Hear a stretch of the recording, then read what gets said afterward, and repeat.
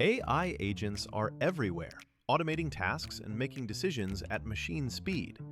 But agents make mistakes. Just one rogue agent can do big damage before you even notice. Rubrik Agent Cloud is the only platform that helps you monitor agents, set guardrails, and rewind mistakes, so you can unleash agents, not risk. Accelerate your AI transformation at Rubrik.com. That's RUBRIK.com. When you think work, you think boots. You think boots, you think Ariat. You think grit, concrete, rain, and heat. And boots that never back down from any of it. You think comfort and durability that hold up on the job, off the clock, and every step in between. Because the day doesn't end when the job does. And from overtime to off-duty, you're thinking Ariat boots. Boots that show up, stand out, and always back you up. Now, it's time to stop thinking and start shopping. Find yours at Ariat.com or a retailer near you. Looking for these better days. It is Wednesday, December 3rd. I'm Scott Seidenberg. Here's what you need to know to make today a better day. Last night, the College Football Playoff Committee unveiled its penultimate rankings as we gear up towards championship weekend. Boy, do I have lots to say about this. Mackenzie Rivers joins me on this episode of Better Day, presented by FanDuel. And Mac, the outrage for people with Notre Dame in the playoff and wanting them to not be in the playoff. I don't understand it. I don't get it. But yet we're seeing it and we're hearing it more and more as we get closer and closer to championship weekend here. So here's the latest college football playoff rankings. The top four is number 1, Ohio State, number 2, Indiana, number 3, Georgia, number 4, Texas Tech, number 5 is Oregon, number 6, Ole Miss, number 7, Texas A&M. Number 8 is Oklahoma. And then Alabama jumps over Notre Dame to be ranked number 9.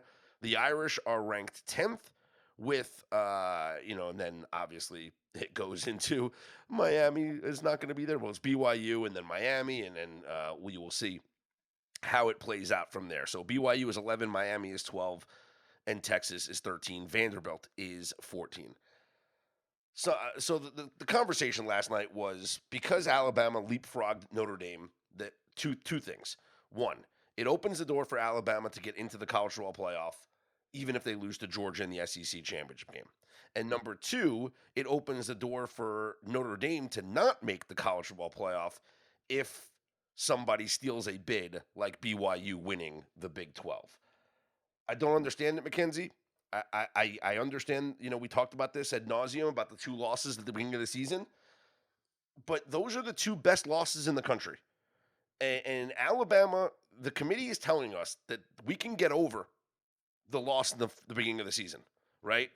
Because Alabama lost to Florida State the first game of the year. But the committee's telling us that, we can rank Alabama number 9 because we can forget about that first loss and it's about their overall body of work. Why isn't the same argument being made about Notre Dame? I don't know. You tell me. I mean, Alabama is in the SEC championship game. That counts. That's a big deal. They should probably make the playoffs. All these teams should make the playoffs, right? Like, I don't understand. They're all top 12. Why would you're saying that many teams would get automatic bids as to knock Notre Dame out at 10? Well, it would only happen if BYU wins the Big 12, then both BYU and Texas Tech are going to get into the college football playoff. And so that means that there's a team that's in the top 10 that has to not make the college football playoff. So who is that team that gets knocked out? If Alabama and Georgia are in regardless of the outcome of the SEC championship game, then conventional wisdom would say that the last team in the top 10 would get knocked out, and that would be Notre Dame. Now, it would help. The top 12 make it, right? I'm confused. The top 12 make the college football championship. This is going to be helpful because I'm sure other people are not college football people, but the top 12, right? No. So, but 12 total teams. There's 5 guaranteed bids to the 5 highest conference champions. And what's important about that is that this is the doomsday scenario that is playing out right now for the ACC, where the ACC can be left out of the college football playoff right now because the Big Ten winner is going to get in. That's 1 conference champion. The SEC winner is going to get in. That's 2 conference champions. The Big 12 winner is going to get in. That's 3 conference champions. The American Athletic Conference winner is going to get in because it is number 24 North Texas versus number 20 Tulane. And so that is 4 conference champions. Now, where is the 5th conference champion going to be? Well, it's simple. If Virginia, who's number 17 right now, wins the ACC championship game, then they are in.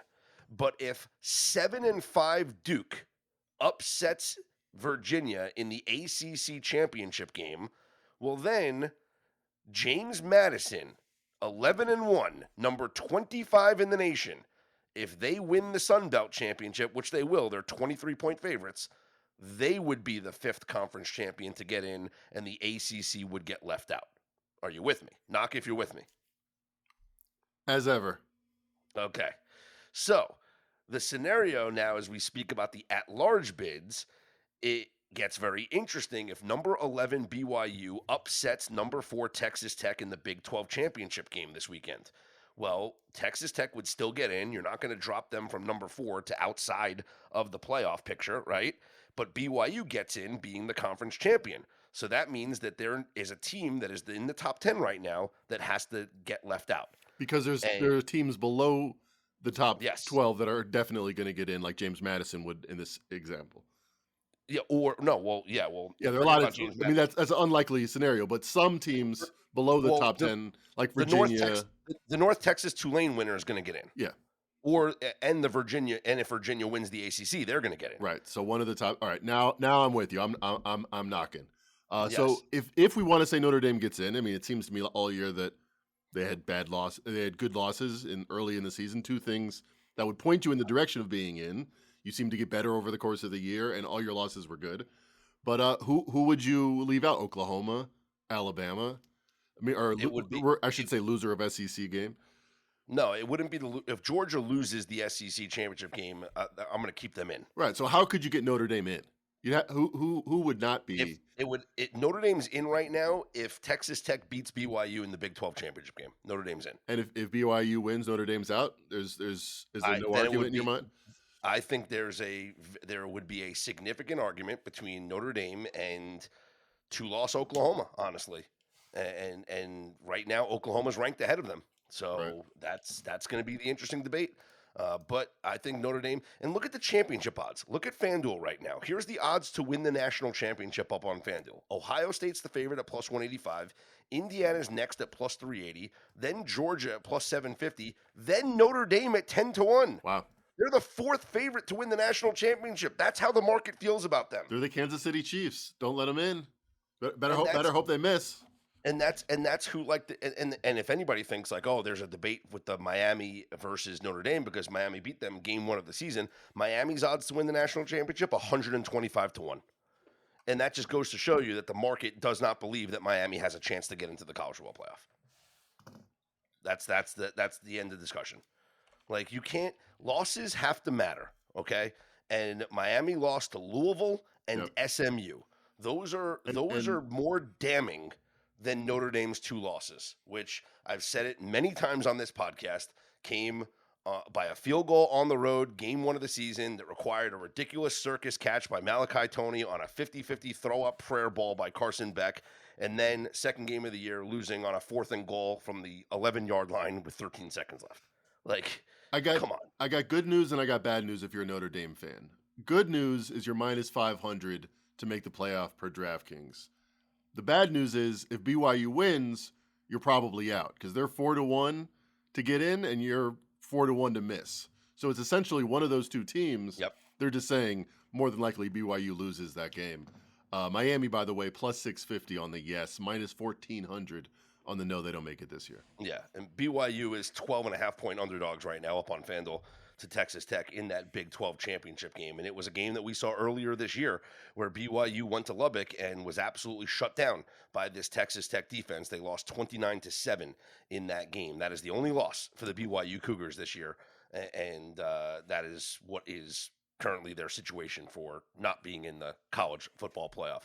I think there's a lot of arguments to be had. Like, Texas certainly wants to make a case at 9-3. I'm sorry, but you're not going to let a 3-loss team into the college football playoff. Not one that lost to Florida. Right? Arch Manning. I got 2 words for you. And I understand what Coach Sark's like argument is. Like, hey, we scheduled Ohio State first game of the year and we lost, okay? And like, so what? We lost to Florida. Big deal. Like, last year Notre Dame lost to Northern Illinois and still got in, and then they made the national championship game. Well, it's an apples to argument because apples to oranges argument because that's a different year, right? It's like I bring up the Heisman Trophy. Any other year, none of these Heisman finalists would be finalists. Who are the Heisman finalists? Exactly, Mackenzie. Right? Let's talk about the Heisman as like, listen, the college football playoff thing it's going to play itself out, right? It is we're going to wait to see what happens here on championship week, and then we could debate everything before we get to the final rankings coming up here on Sunday. But let's talk about the Heisman race because this is where I think the college football world it's getting really interesting right now. We have seen significant movement in the Heisman market where right now up on FanDuel, Fernando Mendoza of Indiana is the favorite at plus 160. He has maintained his spot as the favorite, but the second favorite is now Diego Pavia of Vanderbilt at plus 170, and Julian Sayin of Ohio State is the third favorite at plus 220. It had been Mendoza and Sayin, and then Pavia was a ways back, but money is starting to come in on Diego Pavia to move this market, and I am starting to believe that Diego Pavia is going to win this award. Fernando Mendoza and Julian Sayin play each other in the Big Ten championship game. And there is one school of thought that would think the winner of that game is going to win the Heisman Trophy. So if you like Julian Sayin to win the Heisman Trophy, his odds are at plus 220. Well, that's a good bet on as a correlation to Ohio State winning that game. If you like Fernando Mendoza at plus 160, that's a correlation to Indiana winning the game, and ironically, that's the same odds as Indiana's money line, plus 160, to beat Ohio State. But let me give you a scenario, Mackenzie, that is very, very real. What if that game's boring? What if that game is a low-scoring defensive battle with two teams that know that regardless of a win or a loss, they're getting a bye in the first round, and it is just a struggle to score. Neither quarterback steps up and looks great, and it winds up being a 21-17 final with both quarterbacks maybe not even throwing for a touchdown. Ohio State has allowed more than 10 points twice this season. Yes. So, if that's the case, and neither quarterback does anything to impress, well, by default, the voters might just vote for Diego Pavia to win the Heisman Trophy. He has the storyline. He has the name brand. But he's played his last game. Am I wrong? Yes. So yes. I mean, how does he pop? How does he have that flashbulb moment? Just because of what they did in their last game, the big in win his over absence. Tennessee. In his absence. Oh yeah. I mean, just that's it. Not having him around for 1 week. His resume's there. His resume's there, and that's it. And he'll make all the media rounds. It's very rare that you have no clear favorite. Three viable players. That's the thing. This year's terrible. With all seriously, with all due respect to these players, there is no. They're just not clear-cut Heisman. Cool.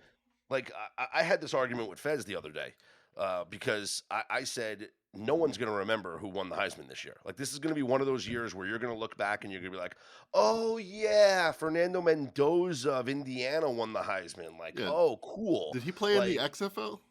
Yeah, like literally. And Fez was like, no, if Indiana wins the national championship, you're absolutely going to remember that Mendoza won the Heisman because it's going to be a historic thing for Indiana to win the national championship. That would be true.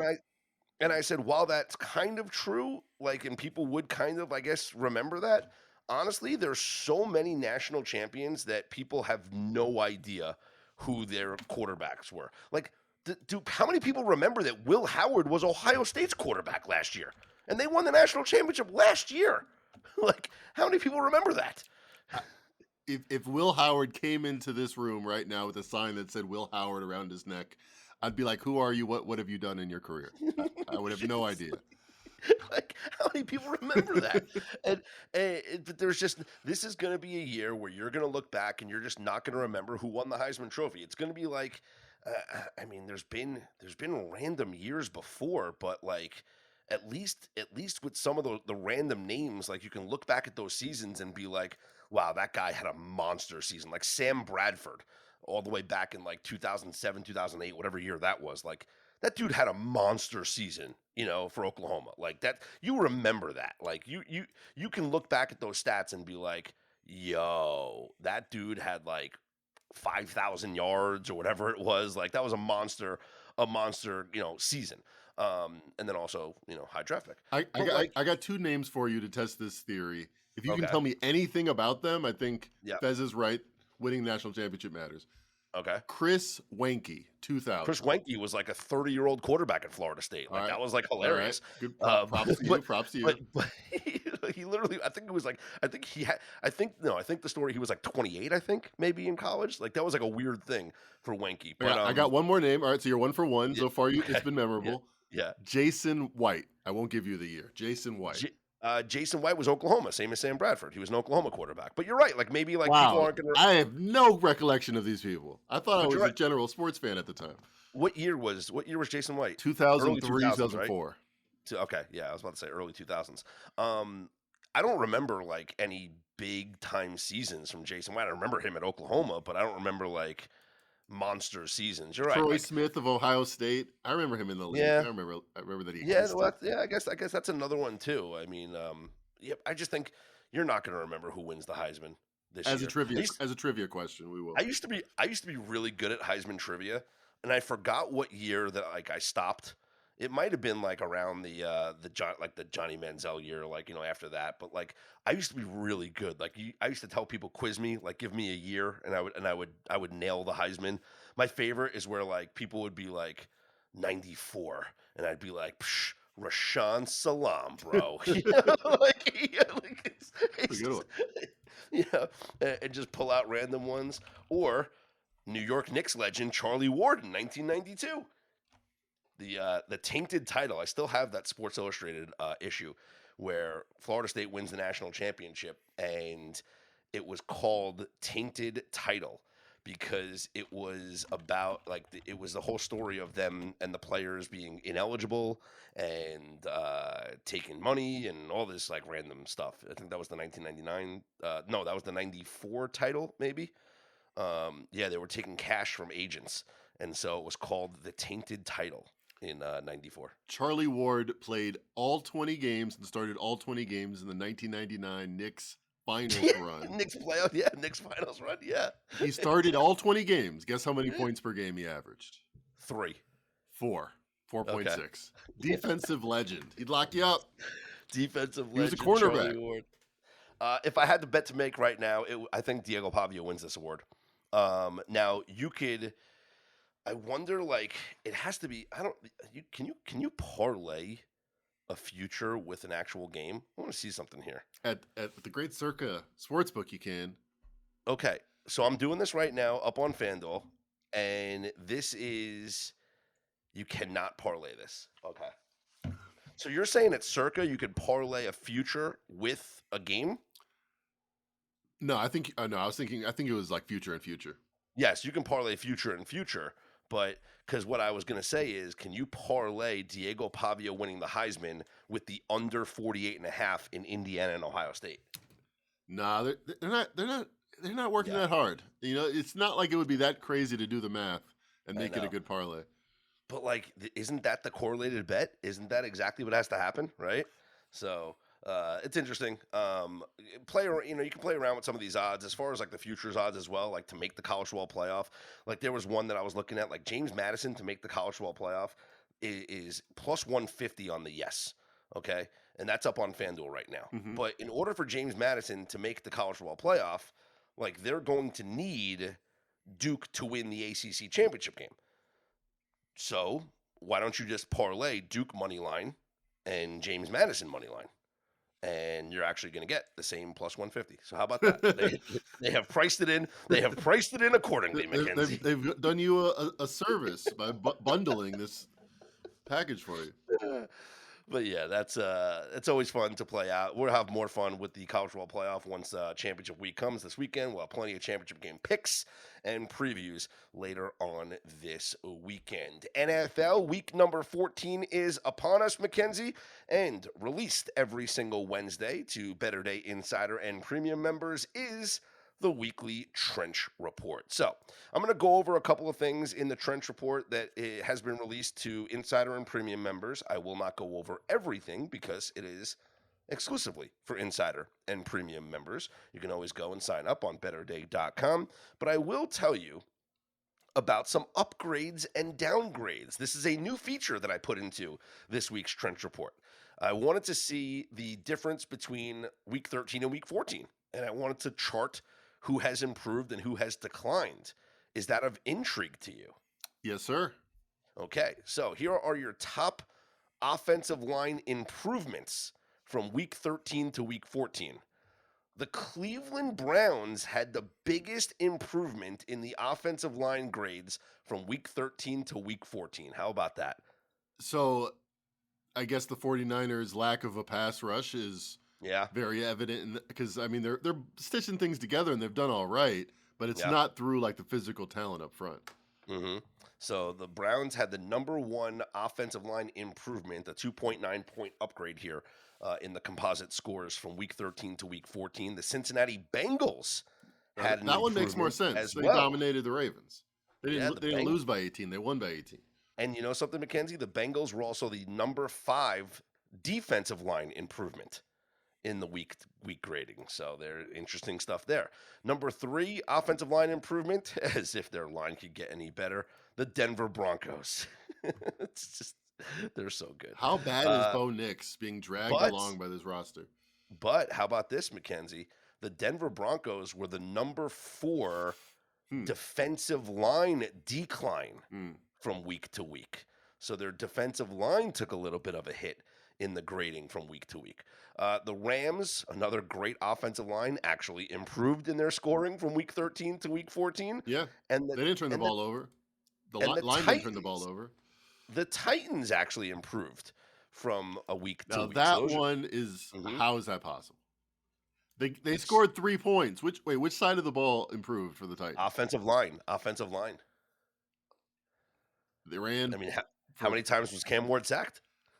3 times. I guess that's improvement week over week. Oh, well, yeah. They ran for 67 yards, 5 yards a pop.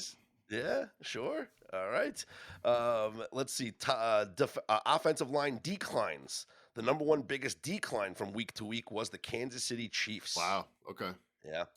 The number 2 biggest decline from week 13 to week 14, the Detroit Lions. The Lions are dogs to make the playoffs. Yeah. And we said it in the preseason. They were one of those heavy offensive line change teams. Yep.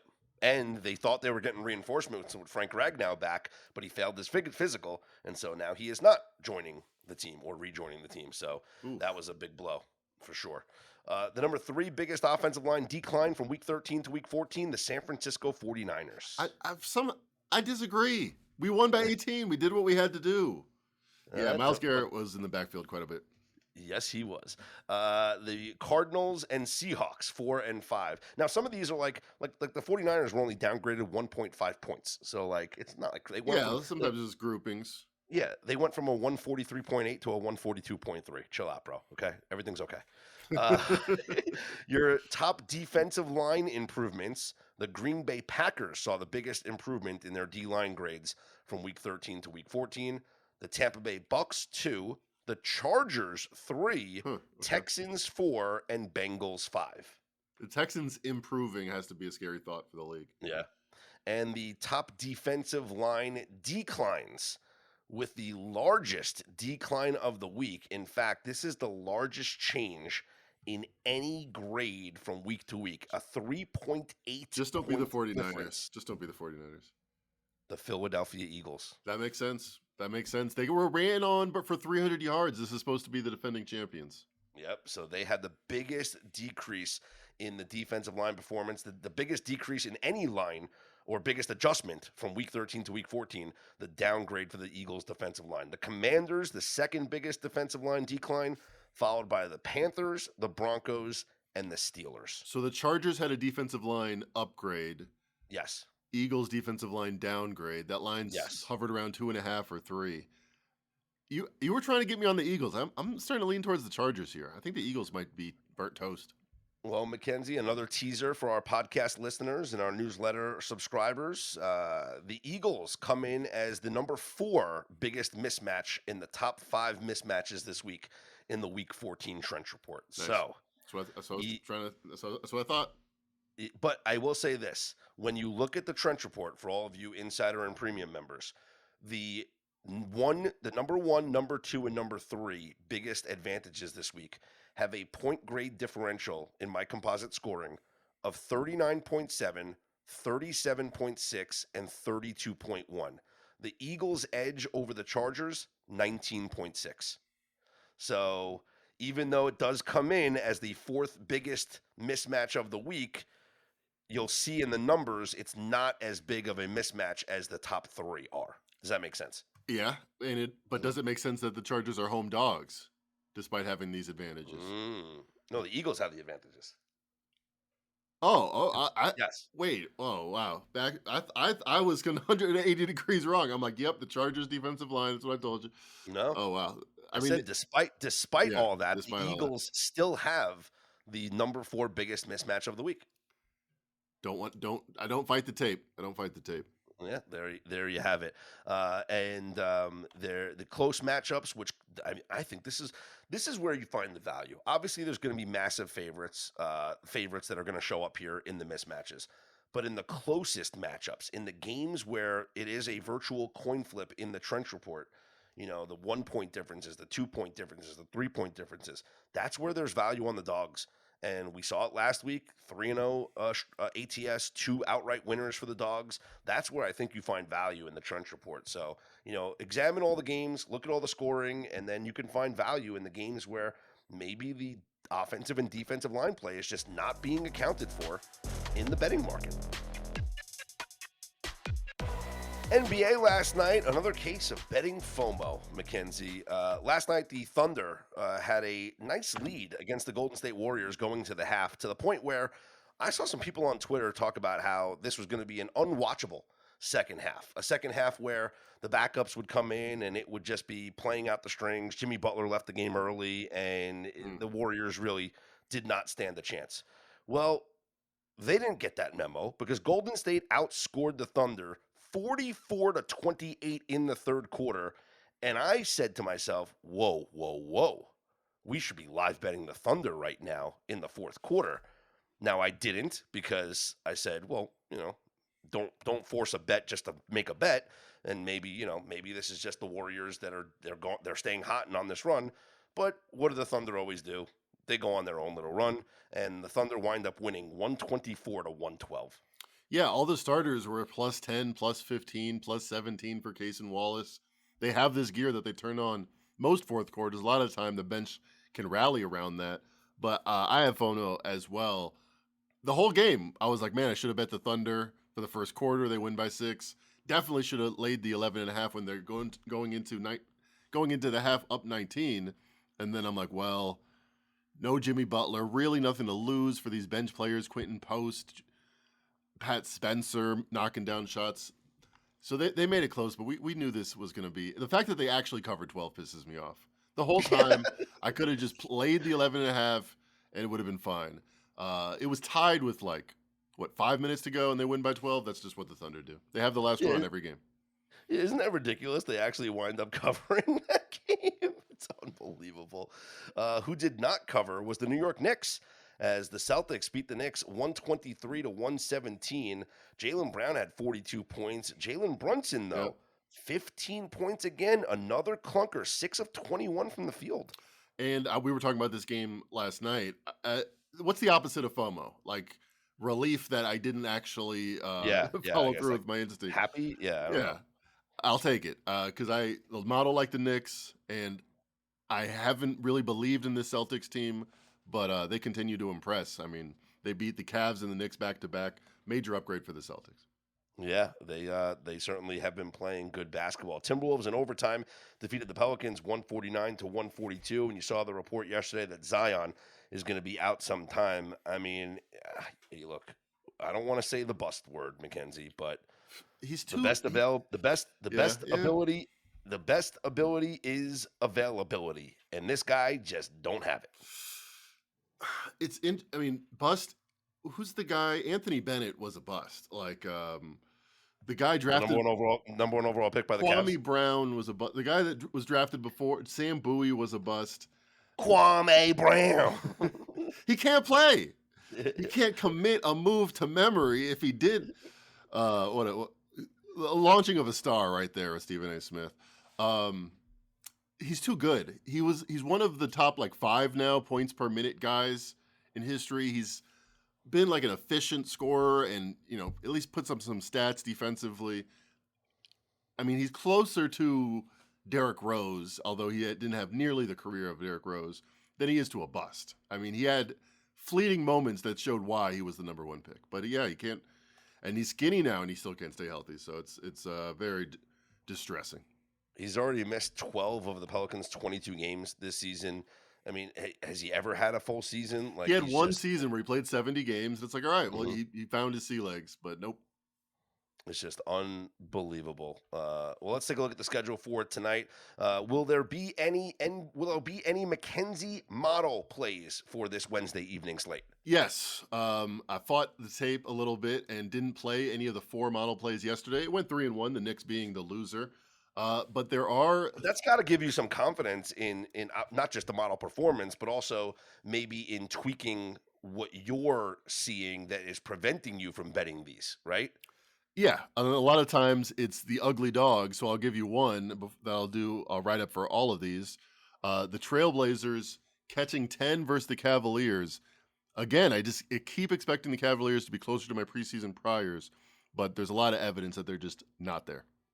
Okay, that is one interesting game on the schedule for tonight. The Knicks, who are playing the second of a back-to-back, they will host the Hornets, but this is a good bounce-back spot for the Knicks after the loss to the Celtics, but also they are at home, where they are 10-1 on the season. Up on FanDuel right now, the Knicks 9.5-point favorites over the Charlotte Hornets. Elsewhere tonight, the Pistons take on the Milwaukee Bucks, and the Detroit Pistons, up on FanDuel, a 3.5-point road favorite in Milwaukee. Last night on the ice, Mackenzie, I got greedy. I gave out 2 plays early in the day to Better Day subscribers, and those plays went 2-0. It was the Nashville Predators on the money line, rocking chair winner. They beat the Flames 5-1, and it was the Vancouver Canucks team total to go under 2.5 goals. They only scored 1 goal in the first period, and that's it against Scott Wedgwood, and the Avalanche win 3-1. Nice. And then I forced a third bet.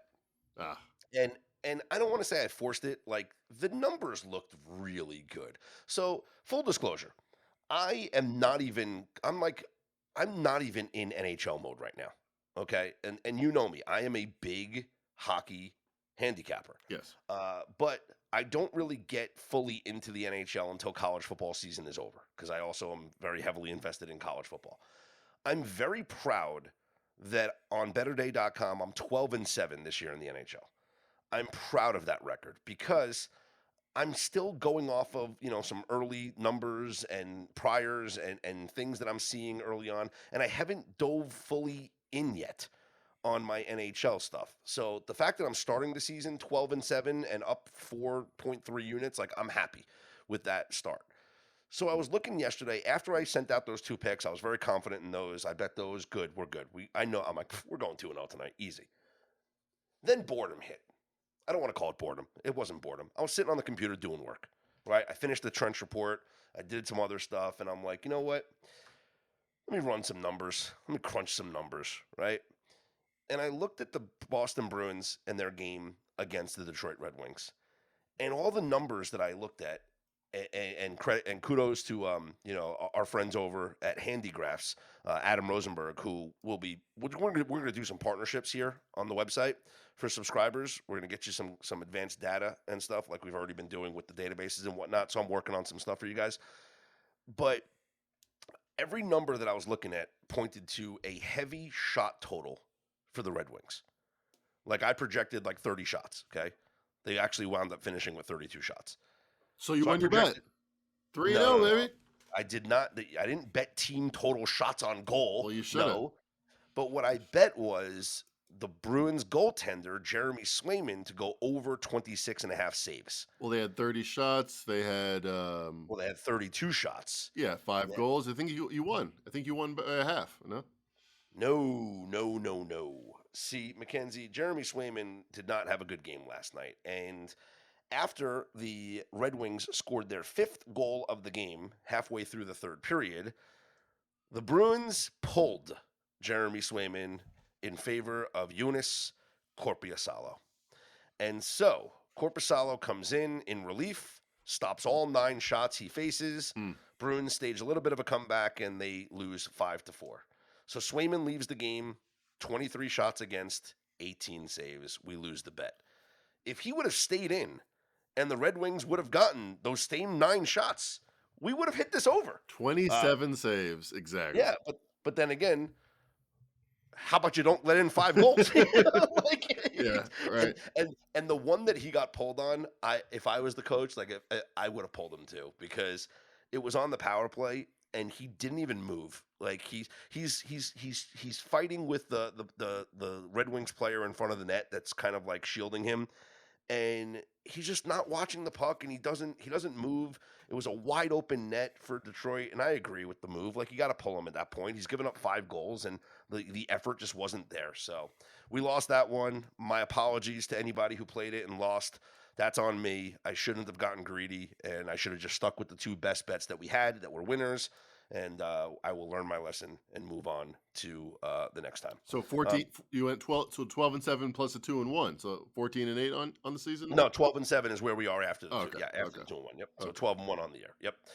Taking a look at the schedule for tonight, a couple of games that seem that might be intriguing to me. I'm looking at that Mammoth Ducks game coming up a little bit later on tonight as a possible first period over.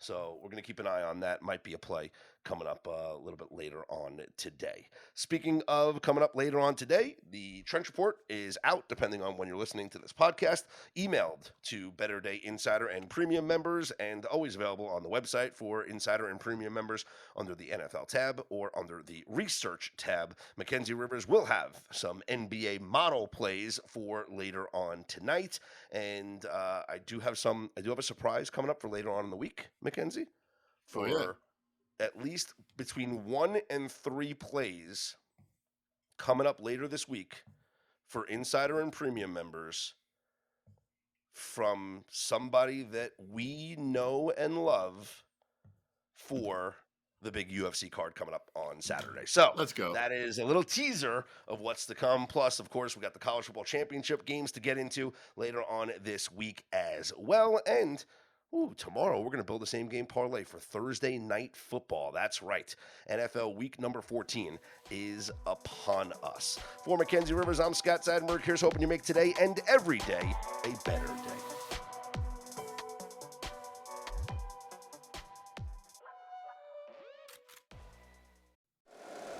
If you like the show, please take a moment to rate, review, and subscribe. It really does help the show to grow.